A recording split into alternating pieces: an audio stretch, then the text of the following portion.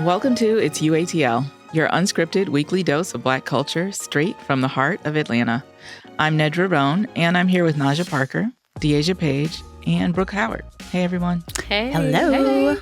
So later on, Deasia and I will be talking to Tracy Stephens, the founder of BLK Hiking Club, and we will be talking about what it means to be Black outside. But first, we have our rundown. What do we have on the list today, Naja? First up, we have Taylor Swift and Travis Kelce's engagement. How are we feeling? The Instagram post went crazy. See, here's my thing. Okay. Travis Kelce, there was a show once called, what was it, Catching Kelce? And I fell in love with that man. He had like his John B going on. And I realized that he had ties to Cincinnati, my hometown. He went to UC and then he liked Black women. So I'm like, okay, we have this white man who's down. It's meant to be. That's what you were thinking? It was meant to be. We were only a few degrees of separation. Just a few. And then he started dating Taylor and it's like, all of the John B-esqueness was just being erased. Like, I love that John B is like the... Yeah, because... And mind you, he's not biracial. Well, actually, John B isn't either. I was going to say, John B is... Okay, girl. Yeah, you would think John B is... No, he is a down man. He cosplaying biraciality. But that was the thing. Oh, well. Wait, John or Travis? I guess both. Both. This doesn't stir me in any way. Congratulations. Good luck. I mean, I think it's smart to drop an engagement announcement while you're doing an album rollout because her album, The Life of a Showgirl, drops in October.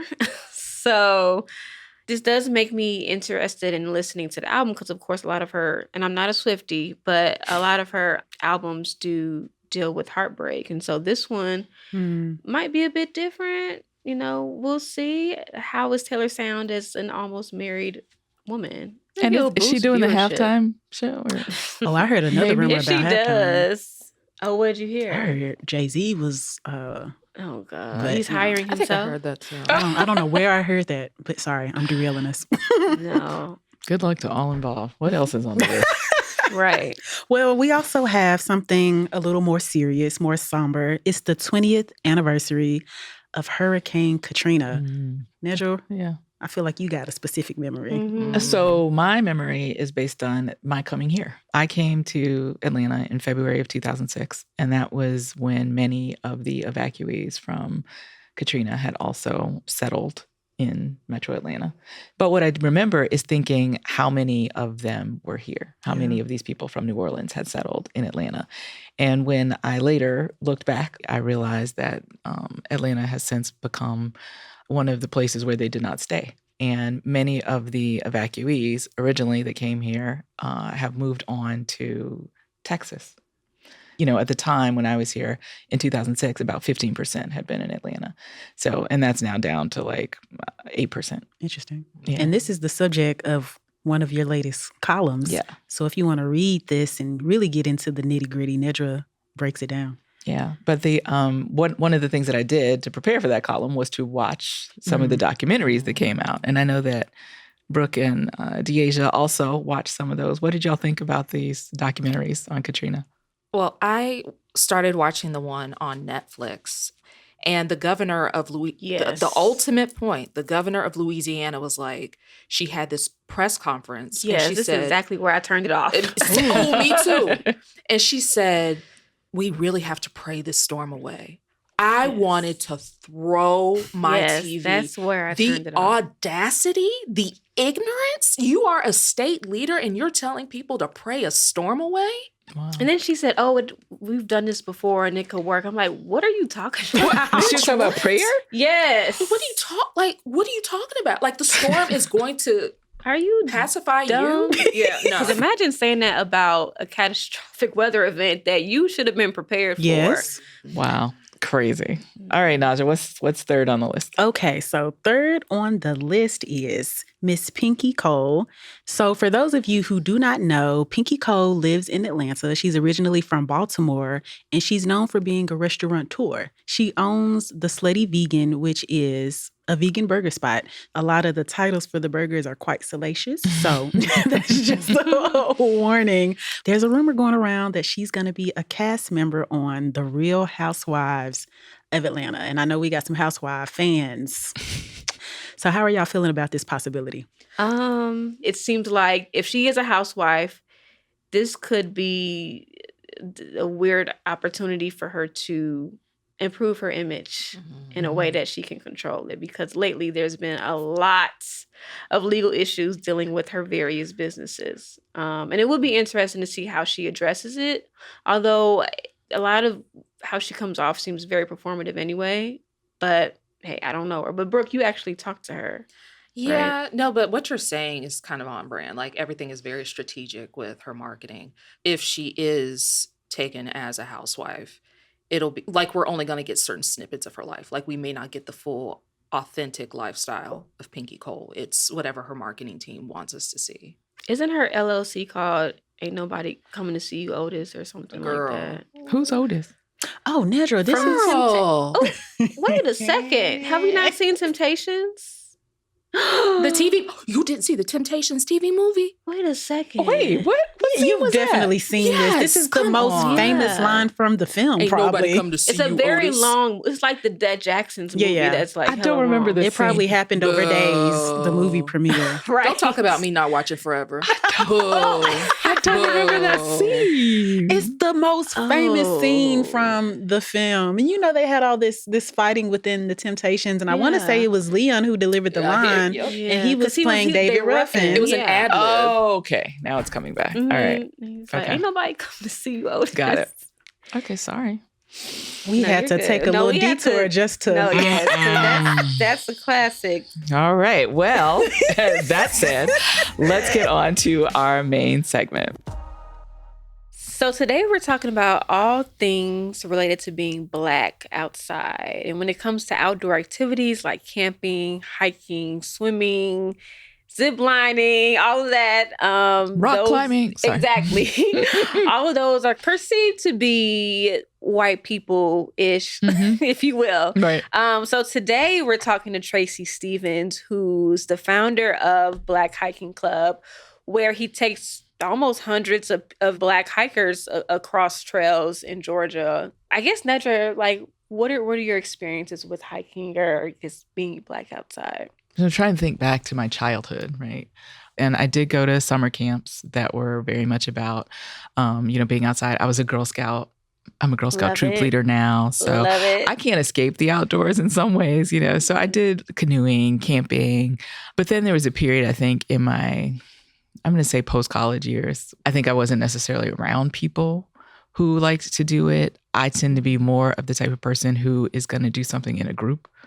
I'm not necessarily going to go off by myself and go canoeing or kayaking. I generally need to have somebody with me to do that. So that is something that has only in the last couple of years that I've started doing again because the person that I'm dating does that. And he's taken me out and, we go and explore these different trails and it's been a lot of fun. Yeah. Growing up for me, like swimming was a huge thing. I attended summer camps in Detroit and they were like predominantly Black. We had this activity where like you had to go in a deep end and like get this brick and like one of the swim tests. Yes. I hated that, but it was like am I gonna die? Yeah. Like are you trying to kill us? No, that was survival swimming before like, they named it. We're not about to be in the army and No, nothing. it was like they dropped you in the deep end. They were like, get to the other this side. Brick, please. I'm like, the brick is so it's like almost big as me, like me being a child. But and swimming is something that's kind of like stuck with me throughout the years. I don't do it as consistently as I'd like to because of the hair situation. There's always the hair situation. So when I'm trying to get back into it, I mean, that's sort of the extent of the outdoor scene. Why do you think these things have always been considered a white activity or white activities? I don't know. It's weird because I feel like I think that my parents grew up in the country. They're from Mississippi and Louisiana. They had a lot of property. And so they were outside all the time. So I don't know why we somehow got this idea in our heads that we don't go outside, Even when I was growing up, it was still the era where you were outside playing with your friends, But I noticed that I don't send my daughter outside to play. So I don't know what changed. I think there may be there's been shifts in society, certainly in the way that we raise our children over the last few decades has been very different. And that probably has lent itself a little bit to thinking about what it means to be outside. So Tracy Stephens started BLK Hiking Club in 2021, and actually he stumbled into hiking himself accidentally. But now with his group on Instagram, they have nearly 20,000 followers, and each hike attracts 80 to 100 people. So thank you for joining us, Tracy, and welcome to the show. Thank y'all for having me. Hey, I'm Tracy. happy to be here. Thanks for being here. Yeah. So tell me how all of this got started. Take me back to the beginning. Like, how did you get into hiking? Yeah, so my journey with hiking actually began in 2018, Memorial Day weekend, actually. I was looking for something to do, and my supervisor at the time, who lived in Hiawassee, Georgia, which is one of the highest points in Georgia, he was like, hey, man, you should try hiking. And I was like, hey, man, Black people don't hike. We don't go to the woods. That's not really our thing. But he was like, T, just give it a try. Just give it a try. And the miscommunication came because I show up to the trail and I'm thinking he's going to meet me there. Oh. And he didn't show up. Oh, you were by yourself? Yeah, I was by myself. Oh, no. Like, I was thinking he was going to be there with me. And so, so I'm like, all right, I guess I'm going to do this by myself. You stuck it out? I did. I did. Did you know like what to bring? Like, were you just right? Were you just prepared? Like, I'm afraid for you. Yeah. Like you're here, so he survived. Right. Okay. So I had my backpack. I had some water, but that was about it. Yeah. And I was just like, all right, I drove almost 2 hours, so let me make this count. And I fell in love with it. After that, I came back home and I told my friends, I was like, hey, y'all got to come hiking. Wow. Like, you're going to enjoy this. Like, I loved it. And I stuck with it. And of course, my friends was like, you got that, bro. Like, yes. I'm not doing that with you. What was it that you enjoyed so much about that hike? Mm-hmm. Even though like you got out there, you thought someone was going to meet you, you were by yourself. Right. What was it that struck you so much? I think it was the fact that it was just peaceful. Mm-hmm. You know, like around the city or even in the suburbs, it's constantly noise or sirens or people. And there it was just the breeze. So I stayed with it. And then 2021 came around. And this was around the time, you know, post-COVID, all of us were still trying to just maneuver through the world and figure out what was what. January 1st, I went hiking with one of my good friends to the top of Pine Mountain in Cartersville, Georgia. And we came across this Black woman who just looked disturbed and startled, like something was wrong. And so we went over, we talked to her, and she was just like, I just feel like I don't belong out here. Mm-hmm. I see the Confederate flags. I see the political propaganda. Like, I just don't feel welcome. I'm getting dirty looks. And I'm like, man, I know how that feels. And she was by herself. By herself. Mm-hmm. And in that moment, I was like, how would you feel if there was a hiking club for Black men and women to be able to enjoy nature in a safe way? And she was like, oh my gosh, I would love that. And I was like, I'm going to start that. Be on the lookout. I had followed her on Instagram.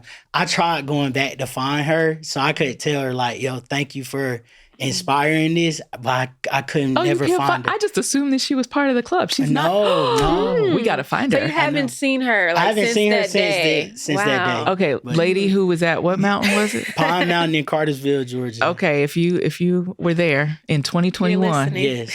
You need to get in touch with us to so this we can day, reconnect I've been you trying with to find her. Yeah, to Tracy. Reconnect. Yeah. And in that moment, I was going down the mountain. I told my friend with me, I was like, I'm starting a hiking club. And the rest was history. Wow. Tell me where you're from again. So I'm from Athens, Georgia. Okay. So growing up, what were your perceptions of hiking or anything like that? So hiking was something that I saw my white friends do. Mm-hmm. Yeah. And I was like, it looks cool, but you won't catch me out there. The closest I got to it was, you know, when we playing around in the neighborhood and one of my friends' houses backed up to the woods, and we might go in there Go for a playing walk in the tag. woods. Yeah, playing tag or something like that. But that was the closest, you know.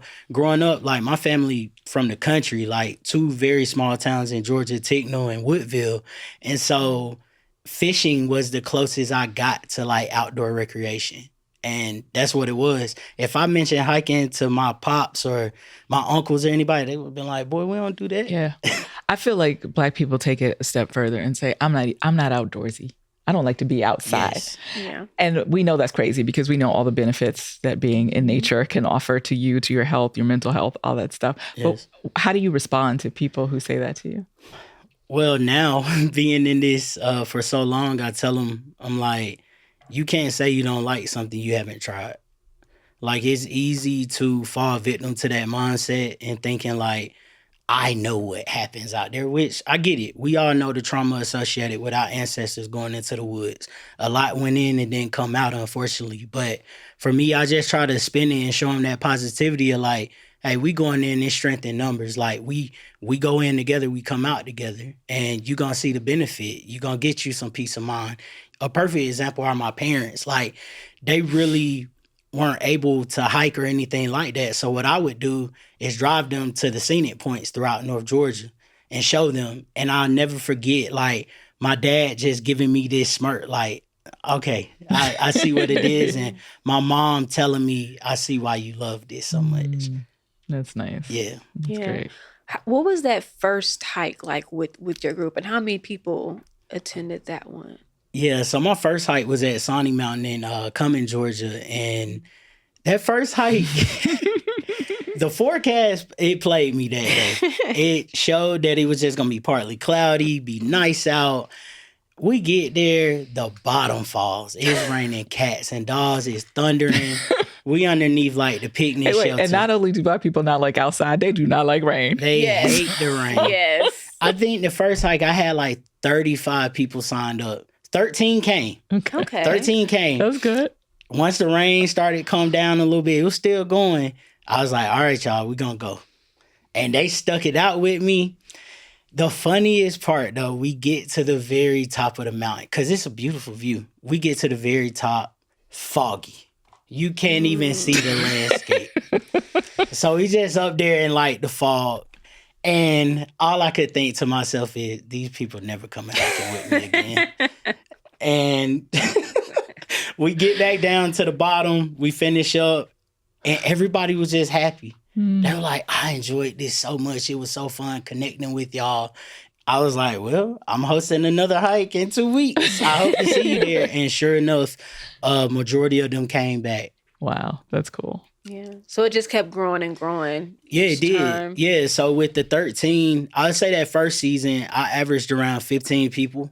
Stuck with it, we grew to averaging around 45, 50 people a hike. Wow. And each year it just jumped to the point where in 2023 was the first time we broke 100 hikers. Mm. And it just stayed consistent to Right. that point. Wow. Yeah. And we'll be right back.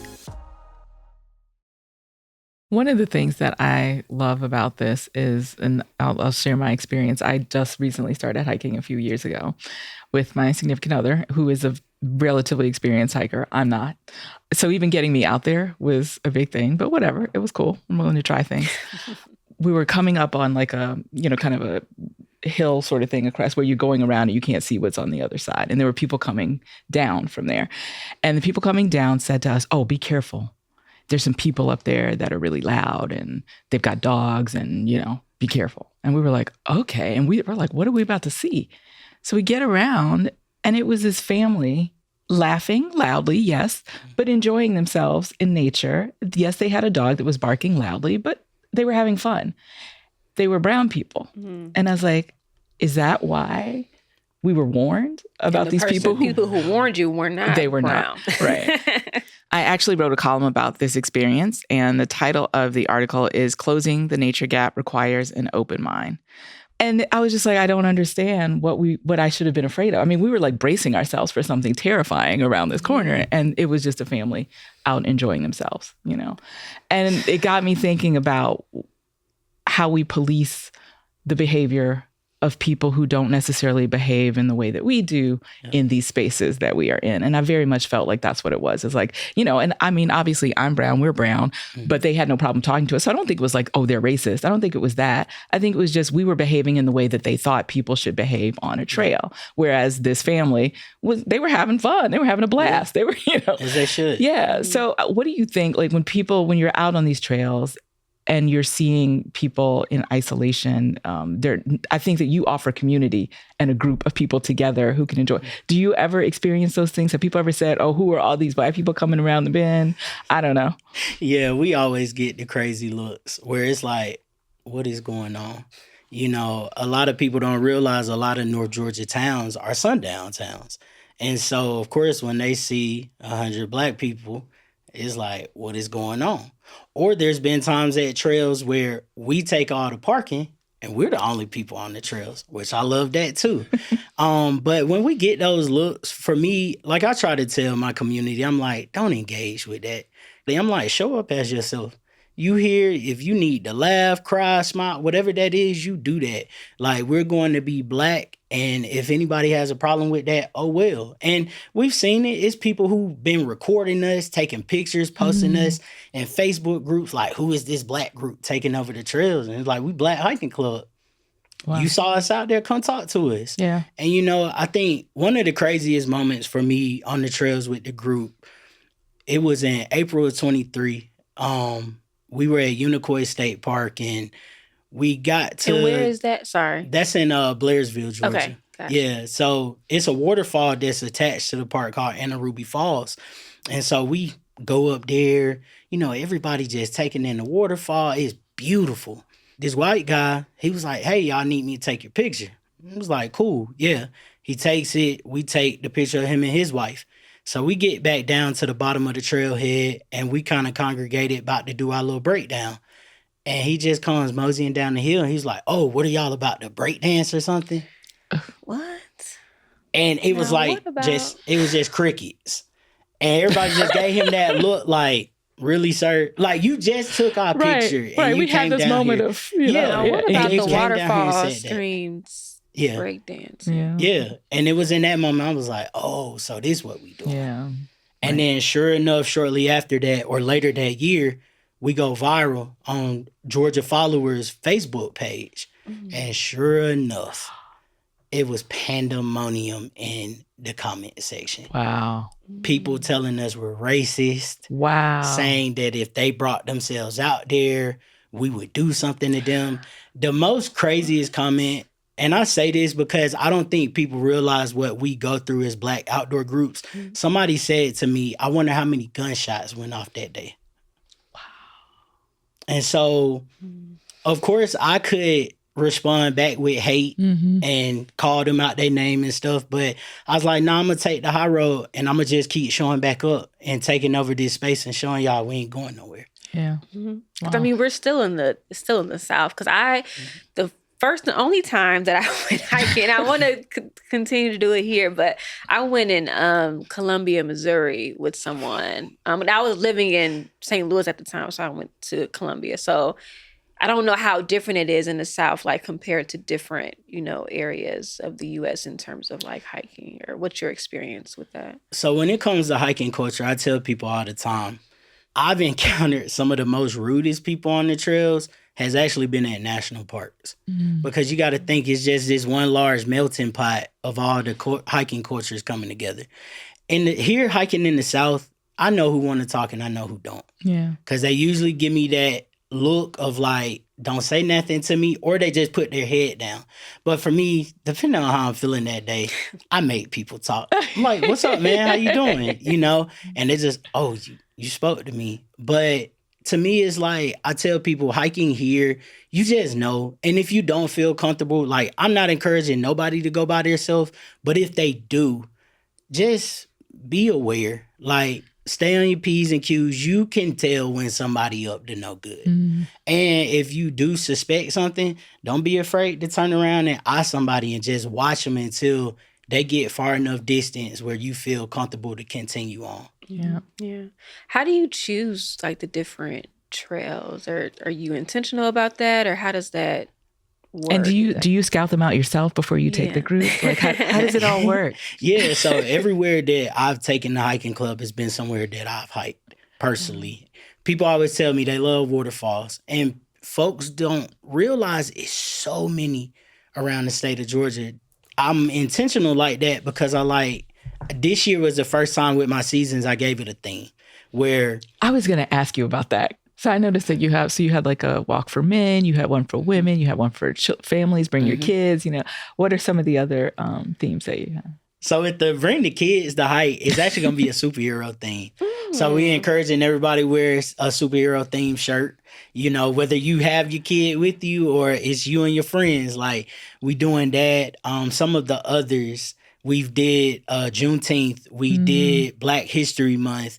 We even Wait, did the Juneteenth, was that the one at Booker T? Yes. Yeah. Or that was the Black History hike. History hike. We met a Black park ranger that day, which wow. is rare. My intentions, and I tell people, I was like, I know the gatekeeping conversation comes up a lot these days, but I'm like, I just want to show people that, like, hey, if you can't come with us, at least now you know about now it. You know, right? Here's a new place to go. Yeah. Yeah. Have you seen like the demand for like hiking and like outdoor activities like be on the rise in the last few years? I feel like there's been an increased like interest in it, I'd say. No doubt. I tell people all the time now, I'm like, the South got something to say when it comes to hiking. It really does. Yeah.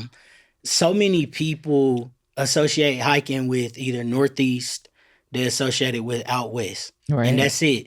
But I'm like, here in the South, especially Atlanta, I see outdoor groups popping up left and right. Yeah. And I love it. I absolutely love it.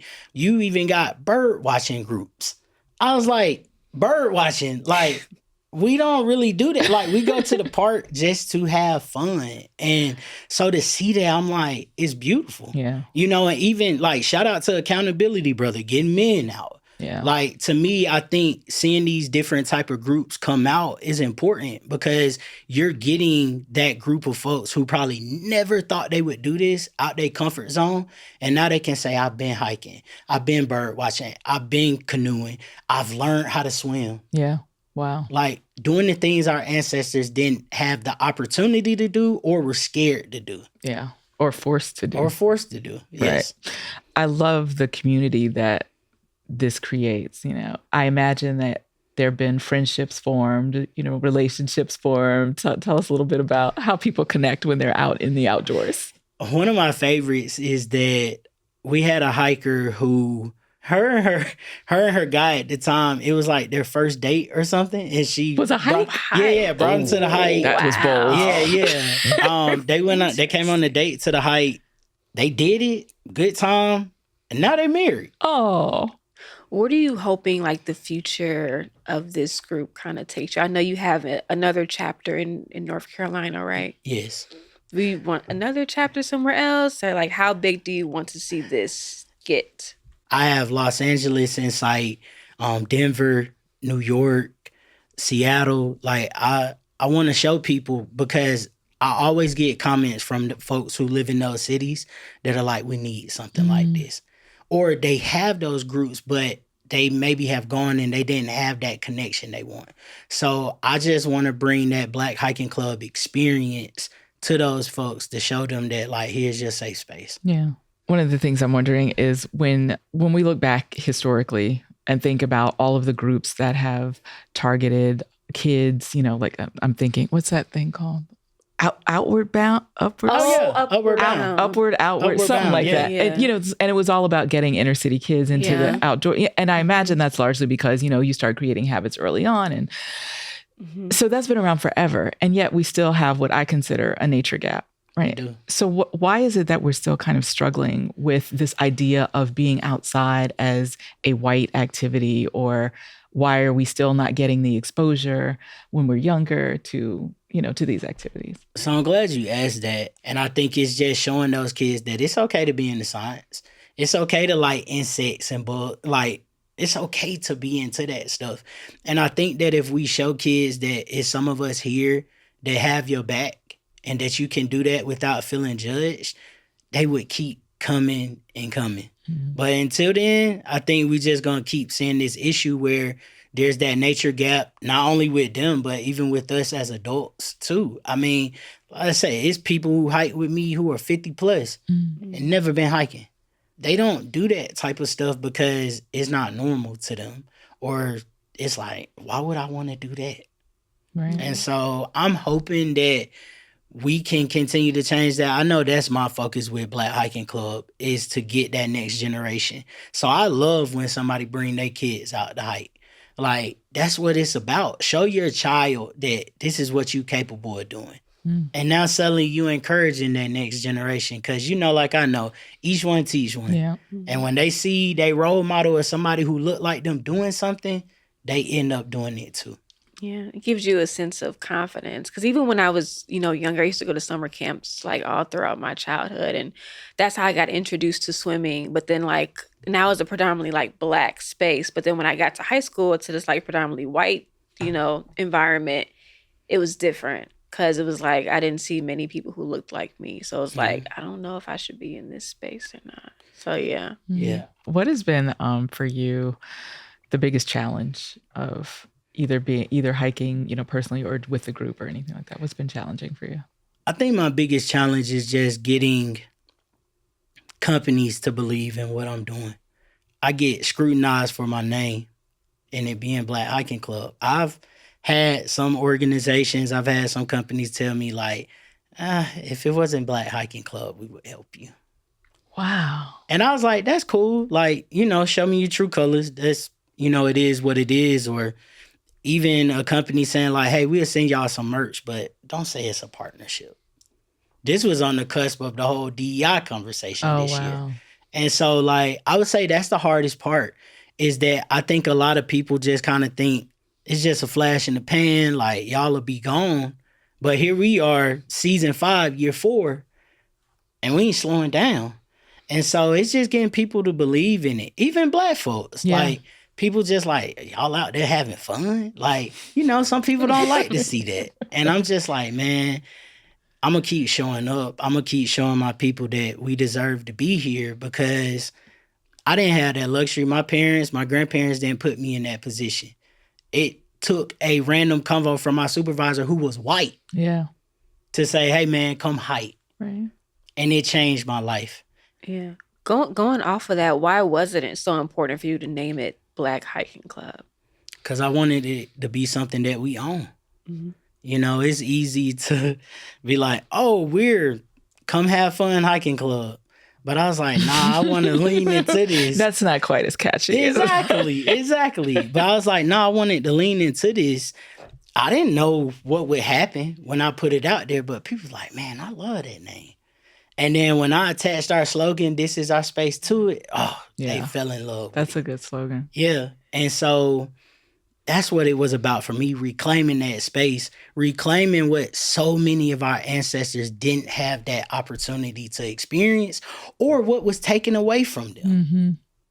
Love it. Yeah. What's your favorite trail, or does it change over the years, or what do you have? That's asking who his favorite child is, or what's your favorite story, Deasia? You can't ask that. He's a hiker, man. Well, where would you take me as someone who is sort of, inexperienced? I've only been on one hike in my life. So where would you? In Missouri, no less. Right. So around Georgia, where I would take you to Fort Mountain State Park. It's one of those places where, although you're a beginner, it's going to get your heart racing. But when you finish it, you're going to be like, man, I got to come back here. 2 beautiful overlooks. And it's just one of those places where you're going to be like, Tracy, can we just sit here for a minute? Can I just take this in? Because literally when you get to the one overlook, it extends out to the point where you just feel like you're in the clouds. Okay, when y'all going? Well, see, I'm trying to do this by myself, but I mean, I can go. Well, no, you need a guide. Yeah, I do. Is it how safe is it to go by yourself? Is that recommended, or So I tell people this: if you are gonna hike by yourself, go to a heavily packed trail. Mm-hmm. Go somewhere where you know it's gonna be a lot of people. Typically Georgia State Parks is my recommendation, because there are rangers there. Yeah. If you're going to go anywhere within the Chattahoochee National Forest, which is North Georgia, that's where I would say don't go by yourself. Go with somebody. Because it's not only the encounter of people, but even with wildlife. You know, we were hiking the other weekend and we were leaving, but we saw a black bear just chilling on the side of the road. See, and you're trying to go by yourself. I know. You're not doing that. I won't let you. That's not happening. But my favorite, you had mentioned that, my favorite trail, I would have to say Washington, like out in Washington at Olympic National Park. It was called Merrimer Falls, and it's attached to Lake Crescent. And for me, why it became one of my favorites, I went there the week before my dad passed. And that was the last time I was able to like FaceTime and show him one of my adventures. That was my common thing I did with him. And I have a picture of it, of the exact spot of where I was standing when I FaceTimed him. And I just remember in that moment, I was like, man, this is nice. He just smiling. And if I knew what I knew then, I would have stayed on the phone with him a little bit longer. But that, for me, in that moment, made that become my favorite trail of all time. Oh, that's a beautiful memory. Yeah. That's not sad. I can see like you lighting up when you're talking about it. Yeah. That meant a lot to me. And I always go through those pictures because I can remember the exact conversation. Yeah. This is one last question for you. I don't know how you're going to answer this now that I know that you're from Athens, but just roll with me, please. Okay. So we try to ask every guest, like, why are you so, ATL is this, as they say. What would be your answer to that? Maybe the Athens version of Maybe it. we should say, why are you so Georgia? Yeah. I mean, I think for me, I'll tie it back to family. Like, everybody leave the country and come to the city. So a majority of my aunts and uncles and cousins live up here. And for me, when I think about Atlanta, that's what I think of. It take me back to that child and going to some of these different places around the city. It brings me joy and happiness when I have those moments. Even just riding down here, I can think about memories of being a kid coming down 85 South and being like, man, hit a big city. In Athens, like, we got our little small skyscrapers, but we don't have what they have in the city. So when I think about Atlanta, it just takes me back to childhood and the good times that I had. Well, Tracy, thank you for all that you do for Black people and getting them outside and for being here today with us. Thank y'all for having me. I really enjoyed this convo. If you'd like to join Tracy, check him out on Instagram at BLK Hiking Club. That's BLK Hiking Club for their next outing. And we want to hear your take. What kind of outdoor activities do you want to see more Black people doing? Use your phone's voice recorder to send us a response on Instagram at itsUATL or email us at uatl@ajc.com. And don't forget to add your age, your name, and where you're from. Thanks so much for listening to It's UATL. UATL is a source for Black culture and community in Atlanta. It's powered by the Atlanta Journal-Constitution and our supporters. If you're enjoying this podcast, join us as a UATL paid supporter at uatl.com. And if you like the episode, please follow us and leave us a rating and a review. It really helps. See you next week.